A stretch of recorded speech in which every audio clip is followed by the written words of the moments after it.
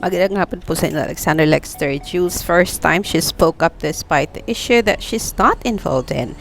No drama, no other name mentioned, only her heart with kindness and understanding. O, diba? They weren't kind to you, but you still choose to be kind. That's why we love you, Belinda.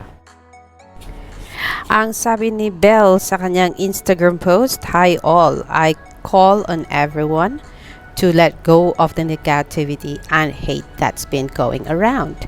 There are bigger, more important things that need our attention.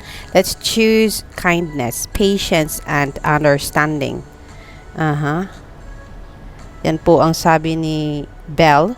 Wag na po tayong mag-away-away. Have a blessed Holy Week, everyone. Yan po ang tanging na-post ng isang Belle Mariano sa kanyang Instagram pagkatapos na lumabas itong laking imbes na kaliit lang na issue ay ginawa pong malaki at pinagsawsawan po ng mga toxic at mga hindi toxic na netizens sa social media itong issue ni Shuvi Etrata, Tony Pangilinan, na talagang hanggang sa ngayon ay hindi pa matapos-tapos.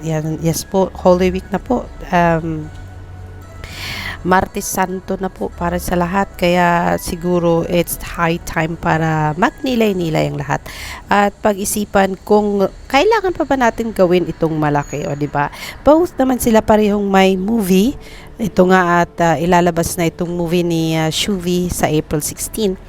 And ang kanilang movie naman ni Donnie na Tayo sa Wakas and Belle ay ipapalabas soon. Sabi nga nila, sa mga toxic for Shuvi, hindi nila papanoorin ang movie ni Shuvi, samantala ang iba naman, ang sabi nila baka magfa-flop din daw ang movie ni Belle Mariano and Tony Pangilinan. Ang masasabi ko lang, nasa taong bayan po ang kasagutan niyan kung papanoorin nila o hindi ang movie ng dalawa sa mga sinihan ngayong napakalaki na po ng problema ng buong mundo at syempre naapektuhan po ang Pilipinas dahil po sa